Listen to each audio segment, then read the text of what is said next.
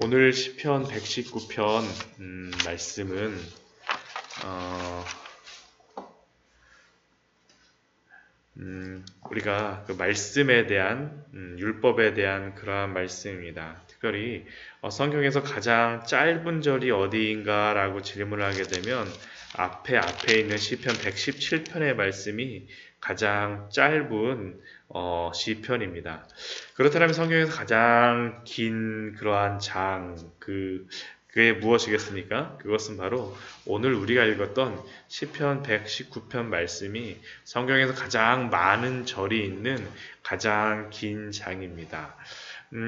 특별히 오늘 시편 119편은 아크로스틱 시편이라고도 부르는데 이게 뭐냐면 알파벳에 따라서 이렇게 배열이 된 시편이에요. 그 히브리어가 22개의 그러한 알파벳으로 히브리어 단어가 있는데 문자가 있는데 그 22개의 그러한 문자를 8절씩 해서 만든 시편이 바로 시편 119편 말씀입니다. 그러니까 이 22 곱하기 8 하게 되면 176편까지 되어 있는 말씀이 시편 119편의 말씀입니다. 특별히 오늘 말씀은 율법에 대한 말씀, 토라에 대한 말씀으로 2019년을 맞이하면서 이 시편으로 시작한다라는 것은 말씀에 대한 시편으로 시작한다라는 것은 참으로 의미가 있는 것 같습니다. 우리가 새해를 맞이하게 되면 우리가 보통 여러 가지 기도의 제목들을 갖습니다. 많은 사람들이 크리스천 같은 경우도 두 가지의 많은 그러한 기도 제목이 있는 것 같아요. 첫 번째는 예수 그리스도 안에서 행복한 것, 행복하게 사는 복을 받는 것들, 행복을 누리는 삶들에 대하여서 기도를 하고, 두 번째는 또한 그 예수 그리스도 안에서 거룩하게 살아가는 그러한 기도들을 합니다. 그래서 내가 어떻게 하면 복을 받을 수 있을지, 어떻게 하면 거룩하게 살 수 있을지에 대한 질문들을 하는데 오늘 저희가 읽었던 시편 119편 1절서부터 16절까지의 말씀은 복이 무엇인지 또한 거룩하게 살기 위하여서 우리가 무엇을 해야 되는지에 대하여서 우리에게 답변을 하고 있습니다. 그 답은 무엇이겠습니까? 여호와의 말씀을 지키는 것입니다. 순종하는 것입니다.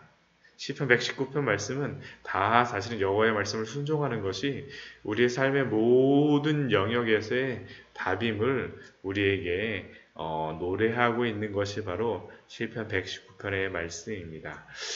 먼저 1절 말씀에 보면 복이 무엇인가라는 것에 대하여서 우리에게 말씀합니다. 복이 무엇입니까?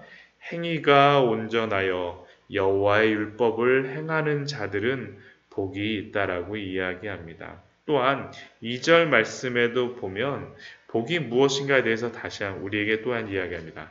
여호와의 증거들, 이것은 여호와의 율법하고 거의 동일한 것입니다. 여호와의 증거들을 지키고 전심으로 여호와를 구하는 자는 복이 있도다라고 이야기하죠. 1, 2절 말씀에서 동일하게 복이 있는 자가 누구냐 하면 여호와의 율법을 순종하는 자들. 또한 2절도 동일하게 여호와의 말씀을 여호와의 증거를 지키는 자들이 복이 있다라고 이야기합니다. 그런데 이 두 말씀에서 율법을 행할 때 지킬 때 특성들이 있음을 우리에게 이야기합니다. 첫 번째는 무엇입니까?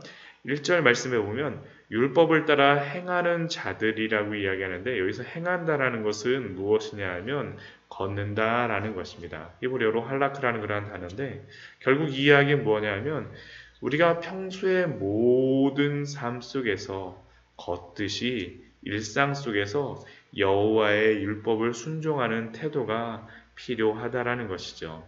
특별한 순간에만 여호와의 율법을 순종하고 행하는 것이 아니라 우리의 모든 순간, 일상의 모든 삶에서 걸어가듯이 하나님 말씀에 따라 순종하는 것이 바로 복된 삶이라고 알려주고 있습니다. 또한 두 번째는 무엇이냐 하면 전심으로 여호와의 말씀을 지키는 것이 바로 복이라고 이야기합니다. 전심으로 여호와의 말씀을 지키며 구하는 자들은 누구이겠습니까? 단지 율법의 순종을 외면적인 순종, 어떤 외적인 순종만을 추구하는 것이 아니라 그 마음 깊은 곳으로부터 자발적이며 전인적인 순종이 필요함을, 그러한 태도가 필요함을 우리에게 말씀하는 것이죠. 그러한 자들은 그래서 어떻게 하겠습니까? 3절 말씀은 우리에게 이렇게 이야기하죠. 참으로 그들은 불의를 행하지 아니하며. 그러한 사람들이 불의를 하나도 행하지 않는다는 그러한 의미겠습니까? 아닙니다. 이러한 일상 속에서 여호와 율법을 순종하며 외적으로 아니라 그 마음 중심으로부터 기뻐하며 전심으로 여호와를 순종하는 자들은 그들의 발걸음이 불의로 향하는 것이 아니라 하나님께 향한다라는 것이죠. 발걸음의 방향이 바로 하나님이다라는 것입니다. 그래서 그들은 불의를 행하지 아니하고 주의 도를 행하며 산다라고 우리에게 말씀합니다. 또한 4절 말씀에서는 우리에게 이렇게 알려줍니다. 주께서 명령하사 주의 법도를 잘 지키게 하셨나이다. 우리 4절 말씀을 보면서 주께서 명령하사에서 주님이 율법을 주신 것을 강제적으로 그냥 막 지켜라 지켜라 지켜라 우리가 그렇게 생각하는데 사실은 이것은 그렇게 이해를 하면 안 됩니다. 주께서 명령하는 그러한 율법을 주신 때가 언제입니까? 이스라엘 백성이 출애굽을 하고 나서 애굽의 바로의 손으로부터 구원을 받고 나서야 하나님께서는 그들에게 주의 율법과 주의 증거들, 주의 법도들을 그들에게 주십니다. 결국 하나님께 구원을 받아 그 은혜를 받은 사람만이 하나님의 명령을 지킬 수 있는 사람이죠. 은혜가 없는 자들은 그 명령을 받지도 못한다라는 것입니다. 그렇기에 그 은혜를 아는 사람들은 어떻게 합니까? 주의 법도를 잘 지키게 하시는 하나님의 은혜가 그에게 항상 있다라는 것이죠. 우리들은 어떻습니까? 우리들은 구원의 은혜가 있습니까? 그렇다 그러면 우리는 그 은혜 가운데 율법을 지키기를 소원하며 살아가야 합니다. 왜냐하면 구원받은 자에게만 주시는 그러한 축복이자 특권이 바로 주님의 명령에 순종하는 것이기 때문입니다. 또한 그 뒤의 말씀을 보아도 주의 율법을 순종하는 복을 받은 사람들은 주의 은혜가 필요함을 우리에게 말씀합니다. 내 길을 굳게 정하사 주의 율례를 지키게 하소서. 하나님께서 우리의 마음을 지켜주셔야 된다는 거죠. 주의 율례를 내가 지키겠다라고 하는 것이 아니라 주의 은혜를 지키게 하시는 그러한 은혜가 필요함을 겸손히 이 시편의 기자는 고백하고 있는 것입니다. 주의 율례를 지키게 하소서. 그리고 또한 그러한 주의 율례를 지키는 그러한 복이 있는 사람은 어떻습니까? 부끄러움을 당하지 않습니다. 항상 당당합니다. 내가 주의 모든 계명에 주의할 때에는 부끄럽지 아니하리이다. 하나님 앞에 당당하기 때문에 세상에서도 부끄럽지 않은 것이죠. 종교개혁 시대의 개혁자들은 코람데오라는 그러한 말을 사용하였습니다. 하나님 앞에서, 하나님의 말씀 앞에서 당당하게 살아가시는 우리 성도님들 되시기를 축원드립니다. 또한 그러한 자들에게는 어떠한 은혜가 있습니까? 내가 주의 의로운 판단을 배울 때에는 정직한 마음으로 주께 감사하리이다. 주의 율법을 지키기 위하여서는 의로운 판단을 배우는 것이 필요하다라는 것이죠. 여호와께 순종하고 예배하기 위하여서는 우리에게 배움이 필요합니다. 물론 순수한 믿음도 중요하지만 하나님의 뜻에 부합하며 올바르게 복된 삶을 살기 위하여서는 그의 말씀을 배우는 것이 필요함을 또한 7절 말씀에서 우리에게 알려주신 것이죠. 또한 8절 말씀에서 우리에게 이렇게 말씀합니다. 내가 주의 율례들을 지키오리니 나를 아주 버리지 마옵소서. 이 말씀이 무엇이겠습니까? 율법을 순종하고자 하는 자들은 그들의 한계를 안다라는 것이죠. 나를 아주 버리지 마옵소서. 주의 율례의 말씀을 지키기 위해서는 하나님이 떠나시면 불가능하다라는 것입니다. 그렇게 우리는 율법을 지키기 위해서는 임마누엘의 은혜가 필요함을 알고 항상 주 안에 있기를 간구해야 합니다. 바로 이러한 자들이 어떠한 자들입니까? 여호와의 율법을 따라서 행하는 자이며 복이 있는 자임을 우리에게 알려주고 있습니다. 또한 두 번째 그러한 연이 시작되어지는 부분이 9절서부터 16절까지의 말씀인데 9절은 우리에게 어떻게 거룩하게 살아갈 수 있는가라는 것에 대해서 우리에게 질문합니다. 청년이 무엇으로 그의 행실을 깨끗하게 하리이까? 청년이 무엇으로 그의 행실을 깨끗하게 하겠습니까? 그것은 바로 주의 말씀을 지키는 것밖에 없다라고 우리에게 알려주고 있습니다. 주의 말씀을 지킬 따름이니이다. 어떻게 우리가 그러면 주의 말씀을 지킴으로 그 행실을 깨끗하게 할 수 있습니까? 10절 말씀에서 이렇게 이야기하죠. 전심으로 주를 찾아 싸우니 주의 말씀만 지키기 위하여서는 전심으로 찾아야 합니다. 그렇다면 전심으로 찾는 자들은 주의 말씀을 남김없이 하나도 어김없이 지킬 수 있을까요? 아닙니다. 그렇지 않습니다. 전심으로 찾는 자들만이 정말로 노력하는 자들만이 주의 은혜가 필요함을 고백할 수 있습니다. 왜 그렇습니까? 아무리 내 힘으로 노력하고 찾아도 그것이 불가능하다는 것을 발견하기 때문입니다.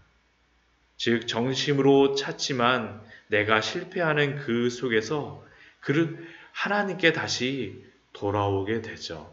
포기하지 않습니다. 자신의 부족함을 알고 자신의 한계를 인정하며 다시 주님 앞에 겸손하게 더욱 매달리게 되어지는 것이죠. 그래서 10절 후반전에 이렇게 말씀합니다. 주의 계명에서 떠나지 말게 하옵소서. 왜요? 전심으로 주님을 찾는다는 것은 반드시 주님의 은혜가 필요하다는 것을 알기 때문입니다. 또한 11절 말씀에서 주의 말씀을 지키기 위해서 무엇을 합니까? 그 말씀에 내 마음을 둡니다. 그 말씀에 내 마음을 두어야지만 주의 말씀을 의지할 수 있죠. 그래서 12절 말씀에서 내게 가르쳐 주십시오라고 이야기합니다. 배우기 위하여서 우리가 주님의 가르치심이 필요하다는 것을 그 은혜가 그 가르치시는 것이 필요하다는 것을 그 시편 기자는 고백하고 있는 것입니다. 또한 13절, 15절 말씀에서는 그 주의 율례들을 전심으로 또한 지키기 위하여서 거룩하게 하기 위해서 무엇을 합니까? 입술로 선포하며 작은 소리로 읊조립니다. 이것이 너무나도 중요하죠. 항상 주의 말씀을 외우고 선포하는 것들. 내가 2019년도에 하나님의 말씀을 따라서 살겠다라고 거룩하게 살겠다라고 하면서 주의 말씀을 공부하지도 않고 주의 말씀을 읽지도 않고 주의 말씀을 나누지도 않는다라면 실패할 수밖에 없습니다. 주의 말씀을 선포하시며 주의 말씀을 날마다 읊조리시고 묵상하시는 우리 성도님들 되시기를 축원드립니다. 또한 주의 말씀을 지키기 위해서는 어떠한 마음이 있어야 되겠습니까? 그 행실을 거룩하기 위해서는 어떻게 해야 되냐면 주의 말씀을 즐거워하여야만 그 말씀을 지킬 수가 있습니다. 14절, 16절 말씀에서 동일하게 거의 비슷한 말씀을 하죠. 내가 모든 재물을 즐거워함 같이 주의 증거들의 도를 즐거워하였나이다. 주의 율례들을 즐거워하여 주의 말씀을 잊지 아니하리이다. 저도 제가 주님을 믿고 신앙이 생긴 후서부터 달라진 것이 무엇이냐 하면 주의 말씀을 즐거워하는 것들이 생긴 것 같아요. 대학 시절 제가 예수님을 진정으로 만나고 누리게 되고 그게 달라지게 되니까 저의 생활의 방식, 돈 쓰는 방식도 틀려졌습니다. 그때 제가 과외를 했었는데 과외를 하고 그 받는 그러한 비용들의 대부분을 어디에 사용했었냐 하면 신학서적들을 사서 읽거나 아니면 찬양 테이프를 사서 듣게 되더라고요. 왜냐하면 그것이 너무나도 즐거웠기 때문입니다. 세상에서 영화를 보는 것보다 또 친구들과 놀기 위해서 여러 가지 돈을 사용하는 것보다 주님과 교제하는 것이 너무나도 즐거웠다라는 것이죠. 그렇게 되니까 저의 삶이 거룩하게 살려고 노력하는 것이 아니라 즐거우니까 그 일을 따르게 되어지는 것을 경험하였습니다. 사랑하는 성도 여러분, 말씀을 정리하도록 하겠습니다. 2019년도를 맞이하며 복받기를 원하십니까? 그렇다면 주의 말씀에 순종하십시오. 날마다 일상 속에서 걷듯이 주의 말씀을 순종하며 전심으로 마음을 다하십시오. 또한 주님의 성도로 거룩하게 살기를 원하십니까? 그것도 역시 주의 말씀을 지키기 위해 애쓰는 것이 필요합니다. 시편 119편 기자는 주의 말씀을 따른다라는 것이 공허한 외침이 아니라 우리 모두의 삶에서 경험되어져야 되는 것을 우리에게 알려주고 있습니다. 이러한 마음을 갖고 2019년도 주의 은혜 안에서 참된 복과 거룩한 삶을 추구하시는 우리 성도님들 되시기를 축원드립니다. 같이 기도하도록